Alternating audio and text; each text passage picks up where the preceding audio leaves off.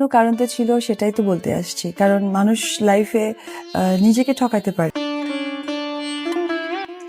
এবার এফডিসি থেকে অপু বিশ্বাসের মোবাইল ও সোনার চেন চুরির ঘটনা ঘটেছে।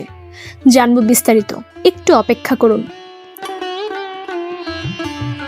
ঢালিউডে এক সময়ের ব্যস্ত নায়িকা ছিলেন অপু বিশ্বাস, তবে বর্তমানে সিনেমায় খুব একটা দেখা যায় না। তার এখনকার ব্যস্ততা বিভিন্ন প্রতিষ্ঠানের ফটোশুট, প্রচারণা ও নিজের ব্যবসা প্রতিষ্ঠান নিয়ে।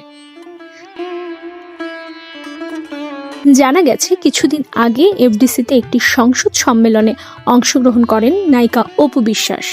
অনুষ্ঠান শেষে দাবি করা হয় তার মোবাইলও সোনার চেইন চুরি হয়ে গেছে। অপু বিশ্বাসের দাবি, এরকম ঘটনার জন্য দায়ী কাজী মারুফ। তখন আমরা কাজী মারুফের সাথে যোগাযোগের চেষ্টা করি। চলুন আমরা কাজী মারুফের মুখে শুনে আসি তিনি কি বলছেন।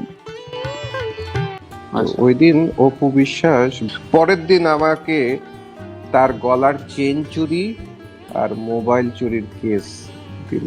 আমি সেই সময় প্রেজেন্টও ছিলাম না। হ্যাঁ, আমাকে